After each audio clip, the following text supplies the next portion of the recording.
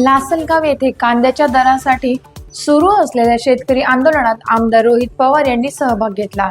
कांद्याच्या उत्पादन खर्च एवढाही भाव न मिळाल्यानं शेतकरी मोठ्या आर्थिक संकटात सापडल्याचे त्यांनी सांगितले. यावेळी त्यांनी शेतकऱ्यांच्या वाढत्या आत्महत्या, मुलांच्या शिक्षणाचा प्रश्न आणि वाढत्या खर्चाकडे सरकारचे लक्ष वेधले. रोहित पवार म्हणाले की एकीकडे शेतमालाला योग्य भाव मिळत नाही, तर दुसरीकडे खतांच्या किमती सातत्याने वाढत आहेत. त्यामुळे शेतकऱ्यांचा उत्पादन खर्च अधिक वाढला असून बळीराजा अडचणीत आला आहे. सरकारने तातडीने कांद्याला किमान 24 रुपये प्रति किलो दर जाहीर करावा अशी मागणी त्यांनी केली. पुढील 8 दिवसात सरकारने योग्य निर्णय घेतला नाही तर शेतकऱ्यांसोबत चर्चा करून आंदोलन अधिक तीव्र केले जाईल असा इशाराही त्यांनी दिला.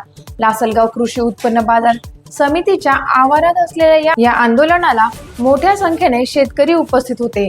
कांद्याच्या प्रश्नावर शेतकऱ्यांचा संताप वाढत असल्याचे चित्र यावेळी पाहायला मिळाले. टाइम्स ऑफ महाराष्ट्र न्यूज साठी निफाड तालुका प्रतिनिधी उत्तम जाधव यांचा रिपोर्ट. ते तुम्हाला भेटण्यासाठी व तुम्हाला पाठिंबा देण्यासाठी इथे आले. आमचे मित्र माजी आमदार सुनीलजी भुसारा हे खास आपल्याला पाठिंबा देण्यासाठी पालघरवरून या ठिकाणी आलेले आहेत.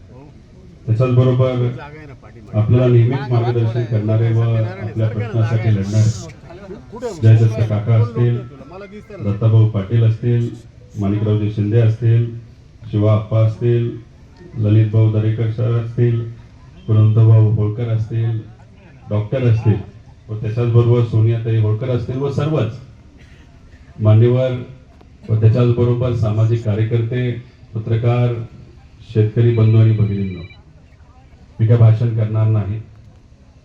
मला फक्त आपल्या सर्वांना काही प्रश्न विचारायचे. हा जो आजचा 5 रुपये, 4 रुपये, 3 रुपये, कुठेतरी मिळाला तर 8 रुपये, हा जो भाव आता मार्केटमध्ये चालू आहे तो आपल्या सर्वांना परवडणारा आहे का? फक्त मला उत्तर देत असताना हात वर करून तुम्ही उत्तर द्यावं, म्हणजे माझं म्हणणं आपल्याला समजतंय असं मी समजेल. हा परवडतोय का? मला जे कळालेलं आहे की आपला जो खर्च आहे एकरी कांदा उत्पादनाचा रब्बीचा हा 1 लाख पेक्षा जास्त आहे. हे खरंय का?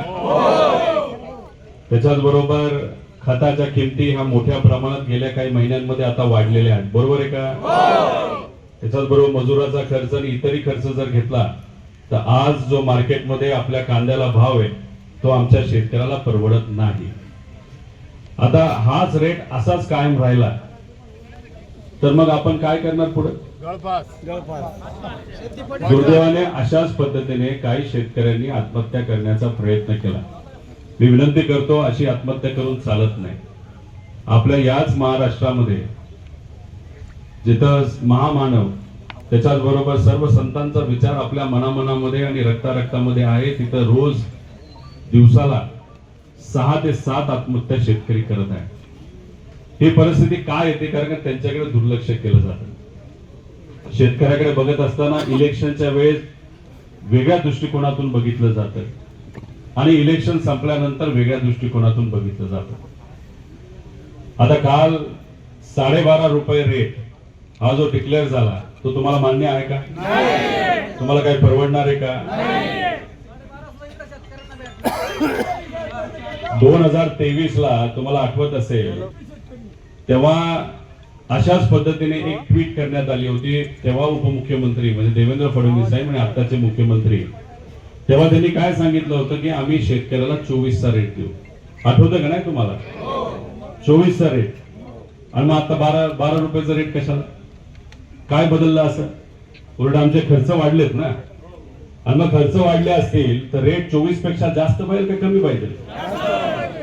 आता हे नाफेड बद्दल बोलतात. नाफेड मार्केट कमिटीमध्ये माल विकत घेतं का? पण पूर्वी जेव्हा घेत होतं तेव्हा व्यापाऱ्यांना कोणाबरोबर स्पर्धा करावी लागत होती आणि नाफेडला कोणाबरोबर करावं लागत होती. त्याचा फायदा कोणाला होत होता? तर शेतकऱ्याला होत होता.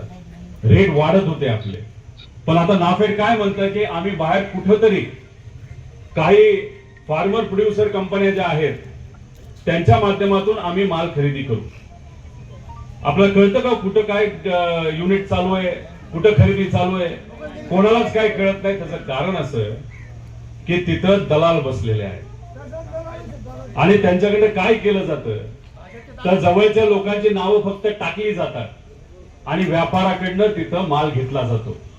तुम्ही मला सांगा, आता ठीक आहे 12.5 रुपये काल डिक्लेअर केले सरकारने, पण काही व्यापाऱ्यांनी तुमच्याकडनं माल हा गेल्या काही दिवसांमध्ये 5, 6, 7 रुपयाला घेतला का नाही घेतला? हाच माल तिथं 12.5 रुपयाला त्या ठिकाणी घेतला जाईल आणि त्यात नफाखोरी होईल. मी खोटं बोलत नाही, त्याच्या मागे काही पुरावे आहेत. तुम्ही ऐकलं असेल, या जिल्ह्यामध्ये एक माणूस खूप फेमस झालाय नजीकच्या काळामध्ये. कोण? अशीच एखादी नाफेडची खरेदी केंद्र कोणाच्या मालकीचं होतं माहिती का? खराबच्या नावाने होतं आणि त्यात त्यांनी पैसा खाल्ला, पैसा काढला. तुम्हाला मिळाला का? त्यामुळे हा जो लढा आहे तो आपल्या सर्वांसाठी लढण्यासाठी अतिशय महत्वाचा आहे. आम्ही इथं काय राजकारण करण्यासाठी आलो नाही. इलेक्शन आहे का कुठलं? आता कुठलंच इलेक्शन नाही. पण इथं कशासाठी आलोय? तुमच्यासाठी आलेलो आहे. का तुमच्यासाठी आलेलो आहे? कारण का हे जे उत्पादन आहे, जे काय रब्बीचा कांदा आता मार्केटमध्ये आलाय, त्याला जर तुम्हाला भाव नाही मिळाला तर तुमच्या मुलांना शिक्षण घेण्यासाठी अडचणी येणार आहे. तुमची जी मुलं आता कॉलेजमध्ये असतील, मुली कॉलेजमध्ये असतील, त्यांची फी देण्यासाठी तुम्हाला अडचण येणार आहे. येणारं जे पीक असेल ते पीक घ्यायला जो तुम्हाला तिथं पैसे लागतात ते आज तुमच्या हातामध्ये नसल्यामुळे पुढचं वर्ष आमचं कसं जाईल हा जो प्रश्न तुम्हाला त्या ठिकाणी पडलाय त्याचं उत्तर देण्यासाठी आपण इथं आलोय. जे काय छोटे मोठे खर्च आहेत, जो काय तुम्ही पैसा व्याजावर घेतला असेल, बँकेकडनं घेतला असेल, जो भरायला आज तुम्हाला अडचण येते, तो कुठं भरण्यासाठी हातभार लागावा यासाठी आम्ही इथं आलेलो आहोत. आणि त्यासाठी हा संघर्ष तुमच्या आणि आपल्या सर्वांसाठी अतिशय महत्वाचा आहे.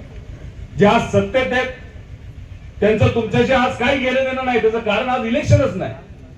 2024च्या इलेक्शन आधी तुम्ही 24 बोलता आणि आज सहज म्हणता 12.5. काल बोलत असताना त्यांनी काय सांगितलं? उत्पादन वाढलंय.